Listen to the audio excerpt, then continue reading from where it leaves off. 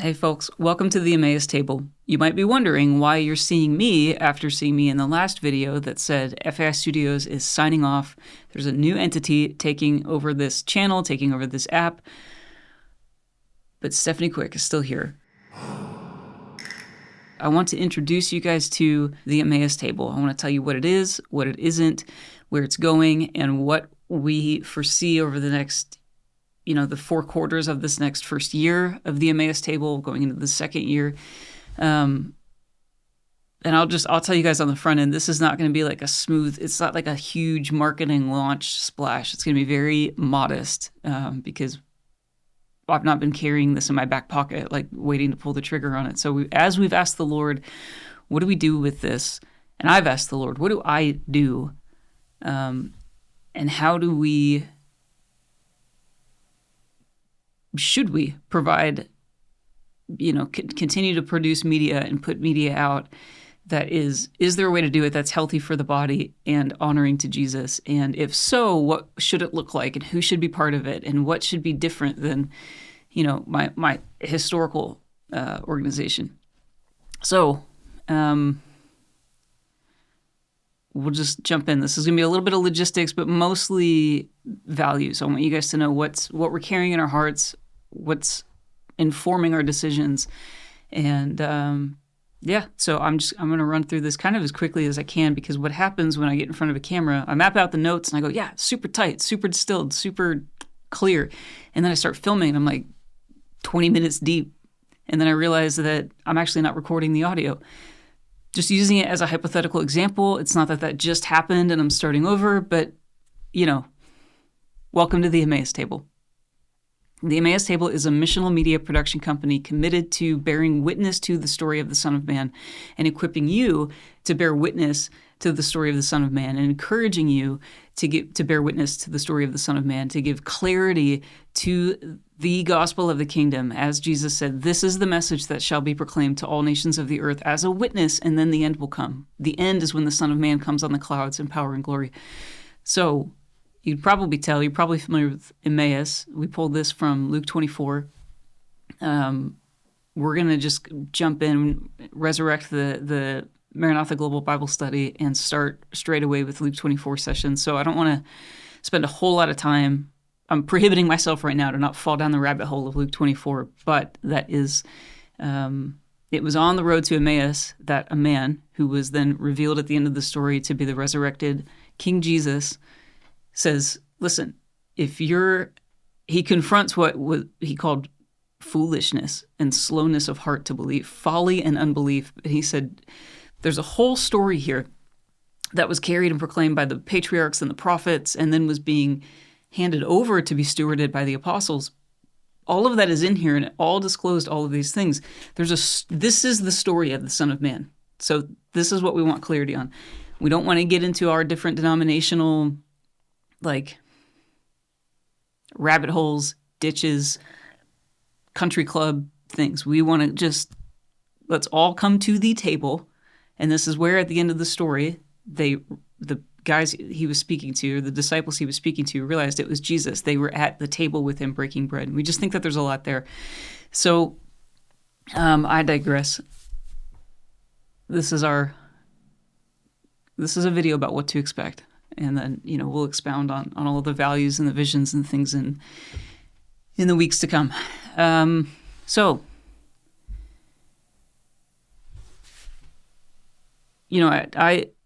think I said in the last video posted to this channel, that what struck me, as we were figuring out what to do with it and what the healthiest path forward would be, I thought nobody's tracking with this. Nobody downloaded the app. Nobody subscribed to the channel because we were just that cool. And maybe 5 people, and then you got really disappointed and you probably unsubscribed. You're probably not even watching this. So for those of you who remain, I think you're here because you care about 4 things that a lot of people care about, certainly not just me. You care about the preeminence of Jesus. You care about the covenantal centrality of Jerusalem. You care about the return of the Lord, the day of the Lord, and you care about the proclamation of the gospel of the kingdom, not only to the nations, but to your neighbors as well. And carrying both of those things in your heart. And I carry both of those things in my heart. The good news is lots of people carry that in their heart, and they're better at articulating it than I'll ever be. And those people include our friends at First Fruits of Zion. Those people include the guys that you met through the Apocalyptic Gospel podcast. There's another young man named Reed Smith who just put out his second film, Sojourners and Exiles, that I really encourage you to go watch. And a lot of others. Joel Richardson will continue to throw in content here. Gabe is going to continue carrying The Wire.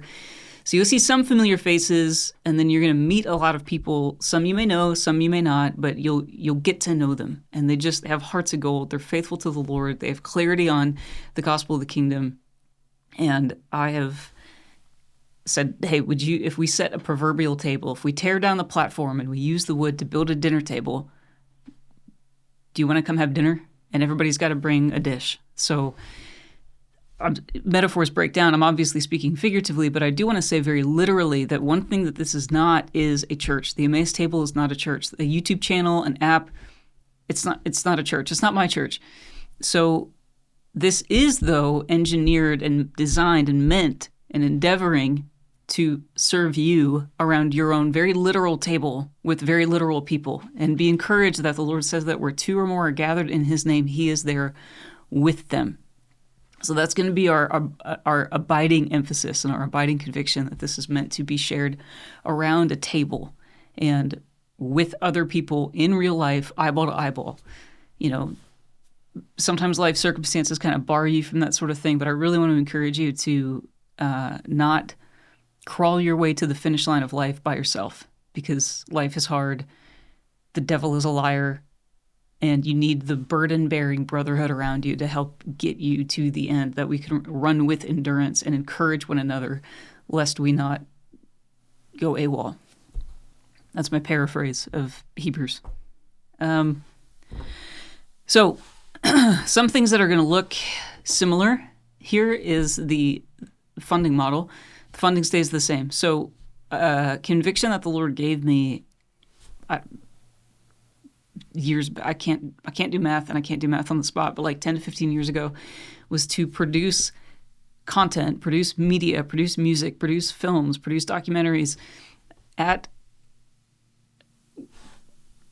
cost, like to fund things in an unconventional way, distinct from the industry model, so that we're freed up to say whatever the Lord lays on our heart, to produce whatever the Lord lays on our heart, and then we can release what the Lord has laid on our heart with prophetic integrity, prioritizing prophetic integrity over a profit margin. And before I scare you, when I say prophetic integrity, I'm not suggesting that anybody to do with that. Nobody here is a prophet, but there are prophets who bore the testimony. They bore the story of the Son of Man, and some parts of that story sell really well. Some parts of that story really don't sell that well.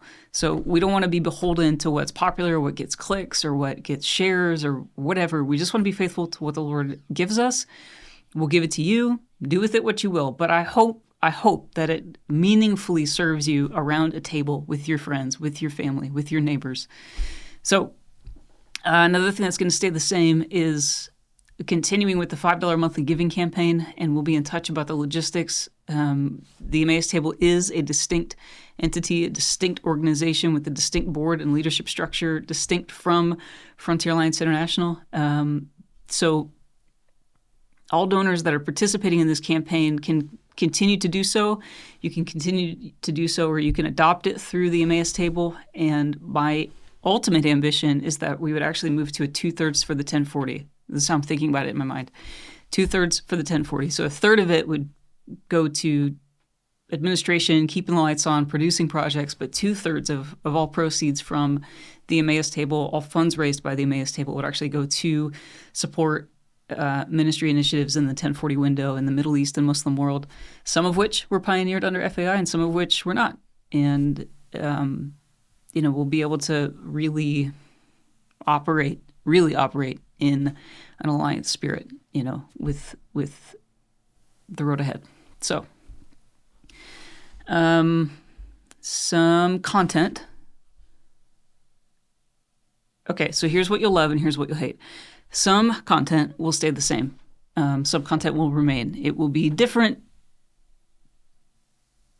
kind of depending. So, for example, we will continue with the Maranatha Global Bible Study, but it'll be better because there's going to be a lot of other people throwing in. We will retain Ballads of the Song of Solomon. We'll retain Born for War. We will retain The Wire, the Inkwell.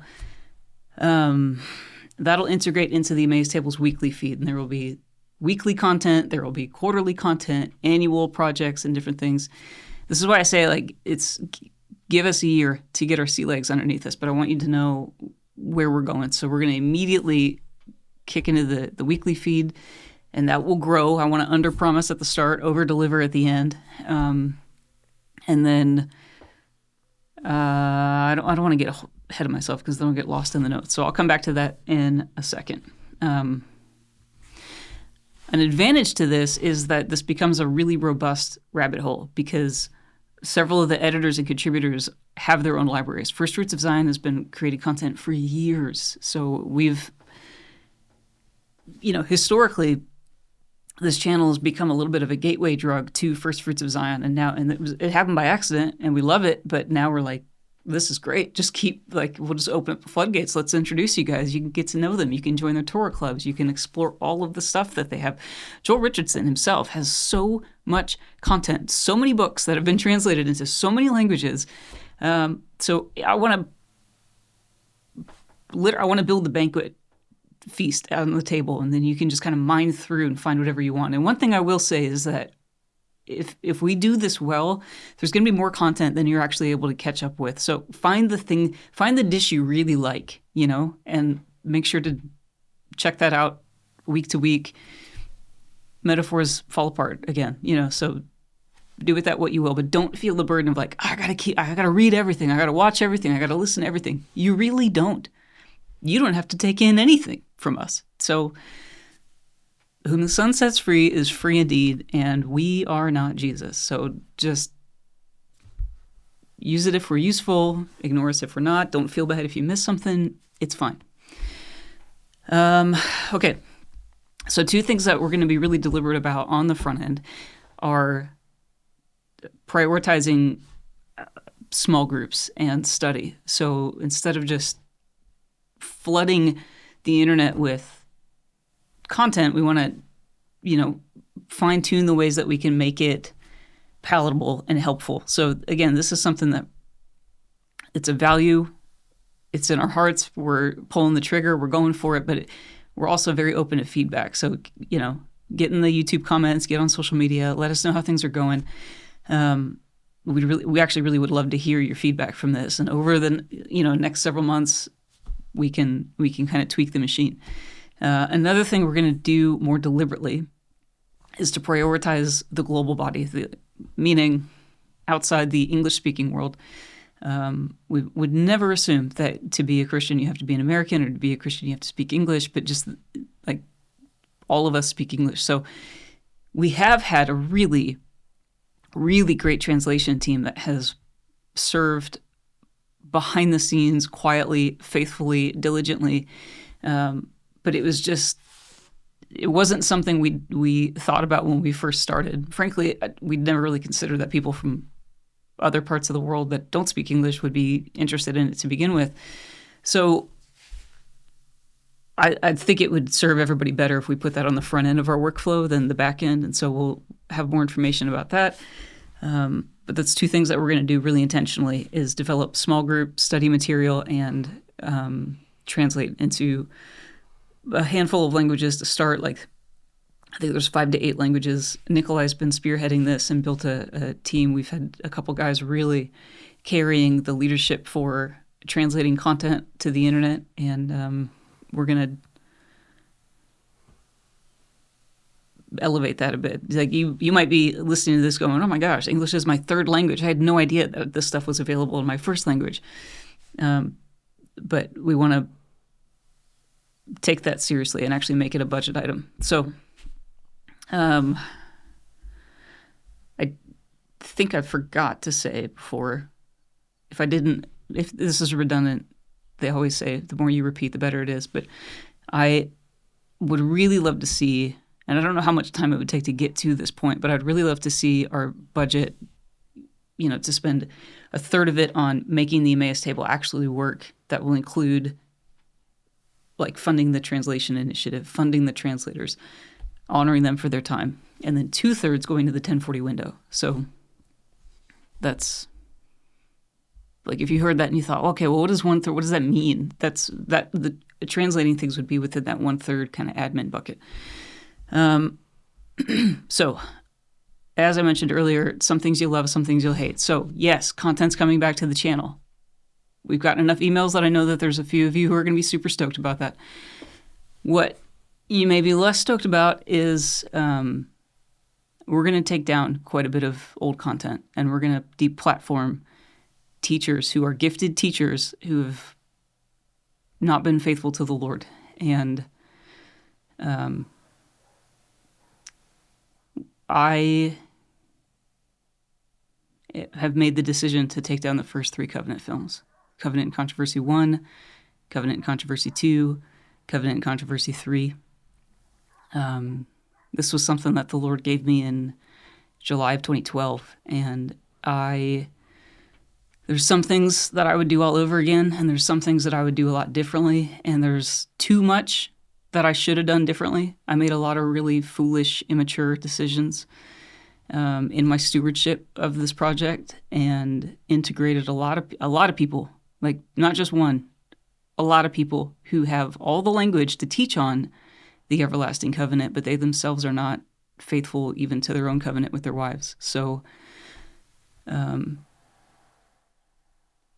I hope you understand that I have reasons for why I'm taking this down, and it's not a... It stings me a little bit, but I think that this is necessary to honor the Lord. And, I did some things wrong, and I want to make it right, and that's one of the ways I need to make that right. But you're probably thinking, I thought you said it was going to be 5 films. You only did 3, and then you went dark, and what happened? I have good news for you. So, where we're going. Again, so I think of the road ahead as, like, within the first year, the first 4 quarters are really going to, I think, be distinct. And that helps me kind of break down what goals, rolling out things in a manner that we are able to actually sustain and not come out so fast and furious that we burn out and, we burn the engine, crash the car or whatever.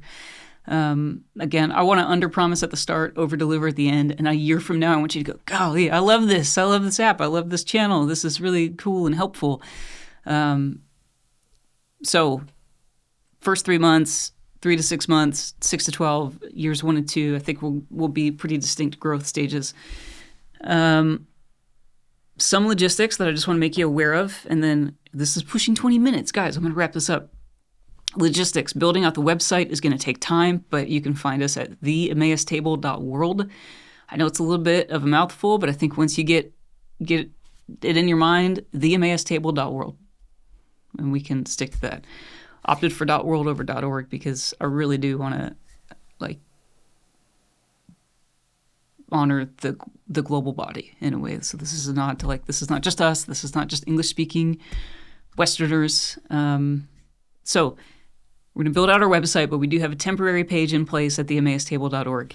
The app is going to take a little bit longer because it's taken time to get the legal paperwork filed, and then we have to submit the legal paperwork to Subsplash, who owns the whatever you would call it, infrastructure for the app. And then they have to, that literally takes months, getting all of that changed. So you might get a notification from the Emmaus table, and then you see the FAI logo, and you can go, wait a minute, what? We're working on it.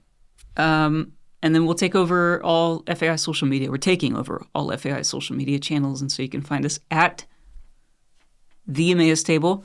And if you're not following us, jump in. Check it out. Stay a while. Maybe it's cool. Maybe it's not. You can always unfollow us later. So it will take us a few days to kind of iron out any kinks in the socials and in YouTube. I would say it's probably going to take us a few weeks on the website to really feel confident in launching it. Maybe sooner, but again, under promise, over deliver. The app is going to take some overhaul. So when we do that, we'll tell you there's going to be scheduled maintenance from this time to this time on these dates. And so that way, you can plan around it, but we'll give you a heads up. We'll let you know when we're doing it. But it's just going to take time because we're still waiting for a lot of the paperwork on the back end to go through. Now, if you've made it this far, 20 minutes of your life, you'll never get back. I want to give you a couple of Easter eggs. The first is that the film formerly known as Covenant and Controversy 4, the title is TBA. We know what the title is, but we're going to announce it later in a forum and setting much classier than this. But I do want to give you a little bit to whet your appetite. And I will say, I do think this film, I think it's worth the wait. Obviously, I think it's a great film. I made it. We made it. But I really do think it's worth the wait. And we'll be able to do, global watch party. You can have all your friends come watch it with you in the living room. It will not be more than 2 hours long. Maybe it'll hit the 2-hour mark with some credits. But here's the little Easter egg nugget that it is a film about the gospel of the kingdom as proclaimed by the prophets, as understood by the apostles. And if you would like to have something to do in the meantime between now and the release of the film, I very much suggest that you read Joel Richardson's book, Sinai to Zion, because we're going to tell that story a bit in there. So pretty stoked about that film. And I don't know what's going to happen first, the film or this album, but I'll tell you a quick story, close with this. Thank you for your time. In, it was like summer 2021, Northern Hemisphere, summer 2021, when I was working with Logan Murphy, who was the producer for Ballads of the Song of Solomon. At one point, we were bouncing around these different references, and there was this one reference I kept trying to get to, but it just did not fit in the Americana ethos of Ballads of the Song of Solomon. And so I said, God, I think I just need to I need to come to terms with the fact that I need to make a record on kind of in this vein, in this genre, that was much more rock and roll than it can't touch Solomon. Solomon's its own thing. It's Americana. We got to leave it. And I understand Americana is a branch off the tree of rock and roll, but it's intertwined with a few other genres that make it Americana. That's why we love it. But there's this one distinct reference, and Logan was like, oh my gosh, call me when you do. And so the next day, I think we were in the studio slogging through the 16 tracks of Ballads of the Song of Solomon, and he said, so what's the next one going to be about? The rock and roll one. I was like, bro, we were trying to get this one done. Let's do the one, and then we can talk about the next one. But then later that day, I was walking my dog, where all good ideas come, right? You're either walking your dog or washing your hair. And I thought, oh my gosh, the resurrection. What is more rock and roll than getting resurrected from the dead? So that launched a project that we now call Death and Kingdom. So Volume 1, The Death of Death, will come out soon. I don't know when, but soon. It's coming. The videos are unlike anything you've seen. So again, super stoked. So the vision for Death and Kingdom is that it'll be 3 7-song volumes. 3 7-song EPs. So Volume 1, 7 songs, The Death of Death. Volume 2, Volume 3.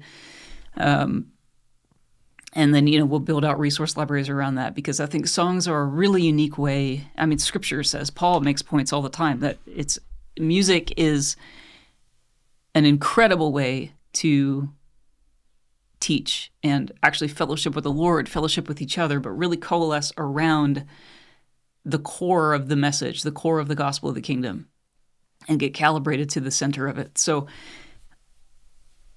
I love writing songs, and I love, again, finding ways to bring them to life. Logan's been an incredible partner in producing these things and making them happen. So more of that to come.